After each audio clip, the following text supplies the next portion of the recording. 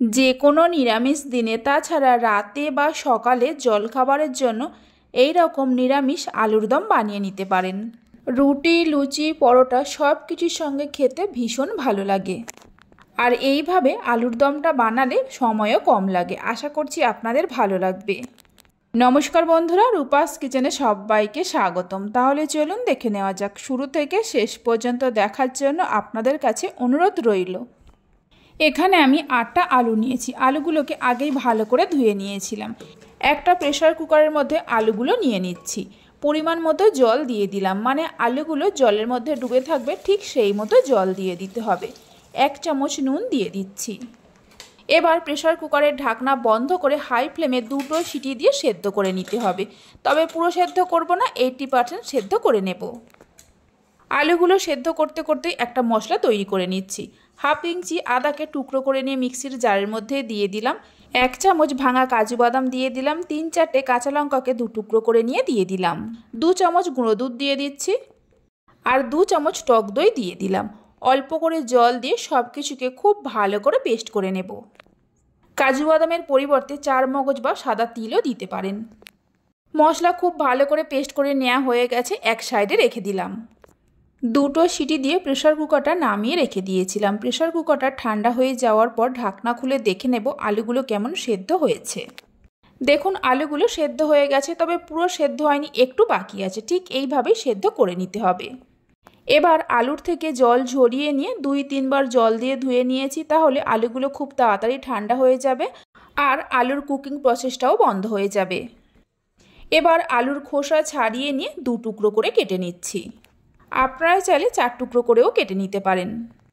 আলুগুলোর খোসা ছাড়িয়ে কেটে নেওয়ার পর গ্যাসের ওপর কড়াই বসিয়ে কড়াইয়ের মধ্যে দিয়ে দিলাম বড় চামচের 1 চামচের মতো সাদা তেল। তেল ভালো করে গরম হলে সেদ্ধ আলুগুলো দিয়ে লালচে করে ভেজে নিতে হবে। অবশ্যই গ্যাসের ফ্লেমটা হাইতে রেখেই ভাজতে হবে। এইভাবে প্রেসার কুকারের মধ্যে আলু সেদ্ধ করে নিয়ে আলুর দম বানালে খুবই কম সময় লাগে। দেখুন আলুগুলোকে লাল লাল করে ভেজে নেওয়া হয়ে গেছে। এবার একটা পাত্রের মধ্যে তুলে নিয়ে রেখে দিচ্ছি।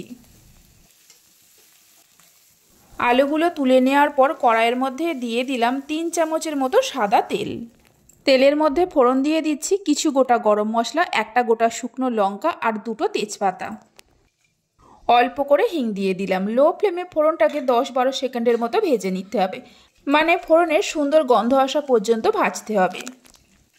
ফোড়নে থেকে সুন্দর গন্ধ বেরোতে শুরু করলে মিক্সির জারের মধ্যে যে মশলা পেস্ট করে রেখেছিলাম দিয়ে দিচ্ছি। মিক্সির জারে অল্প করে জল দিয়ে সেই জলটাও দিয়ে দিলাম। 1/2 চামচের মতো কাশ্মীরি লঙ্কার গুঁড়ো দিয়ে দিচ্ছি। লো ফ্লেমে সব কিছুকে খুব ভালো করে মিশিয়ে নেব। সব কিছুকে যখন খুব ভালো করে মিশিয়ে নেওয়া হয়ে যাবে, গ্যাসের ফ্লেমটা লো টু মিডিয়ামে করে মশলাটাকে খুব ভালো করে কষিয়ে নেব, মানে যতক্ষণ না মশলা থেকে তেল ছাড়ে। 4-5 মিনিটের মতো মশলা ভালো করে কষিয়ে নিয়েছি। দেখুন মশলা থেকে ধীরে ধীরে তেল ছাড়তে শুরু করেছে। এই সময় ভেজে রাখা আলুগুলো দিয়ে দিলাম। 1/2 চামচের মতো ধনে গুঁড়ো দিয়ে দিলাম। সামান্য চিনি দিয়ে দিচ্ছি আর স্বাদ মতো নুন দিয়ে দিচ্ছি। মশলার সঙ্গে আলুগুলোকে ভালো করে মিশিয়ে নিয়ে একটু কষিয়ে নিতে হবে। যে কোনো নিরামিষ দিনে বা পুজোর দিনে, তাছাড়া রাতে বা সকালে রুটি পরোটা দিয়ে খাওয়ার জন্য এরকম আলুর দম বানিয়ে নিতে পারেন। বাড়িতে বানালে খেয়ে কেমন লাগলো অবশ্যই আমাকে কমেন্ট করে জানাবেন। মিনিট 2-3 কষিয়ে নিয়েছি। এবার পরিমাণ মতো জল দিয়ে দেব, তবে জল খুব বেশি দেওয়ার প্রয়োজন নেই, কারণ আলু সেদ্ধ করাই আছে। জলটা দেওয়ার পর মিশিয়ে নিয়ে যখনই ফুটতে শুরু করবে গ্যাসের ফ্লেমটা লো টু মিডিয়ামে করে ঢাকা দিয়ে কিছুক্ষণ রান্না করে নেব। রেসিপি ভালো লেগে থাকলে অবশ্যই একটা লাইক করবেন, বন্ধুদের সঙ্গে শেয়ার করবেন। ভালো লাগলে চ্যানেলটি সাবস্ক্রাইব করে পাশে থাকা বেল আইকনটি প্রেস করবেন নতুন রেসিপির আপডেট পাওয়ার জন্য। 5-6 মিনিটের মতো রান্না করে নিয়েছিলাম। একটু নাড়াচাড়া করে নিয়ে সবশেষে দিয়ে দেব অল্প করে কাসুরি মেথি, 1/2 চামচের মতো ভাজা জিরের গুঁড়ো আর 2টো চেরা কাঁচা লঙ্কা। সব কিছুকে মিশিয়ে নিয়ে গ্যাসের ফ্লেমটা বন্ধ করে ঢাকা দিয়ে কিছুক্ষণের জন্য রেখে দেব। এই আলুর দমটা খেতে এতটাই ভালো হয় যে একবার না বানিয়ে খেলে বুঝতে পারবেন না।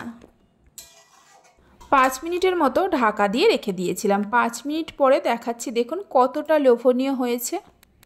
দারুণ স্বাদের আলুর দম আমাদের তৈরি হয়ে গেছে। তাহলে চলুন ভিডিওটা আমি এখানেই শেষ করছি। আপনারা সবাই ভালো থাকবেন, সুস্থ থাকবেন। ধন্যবাদ।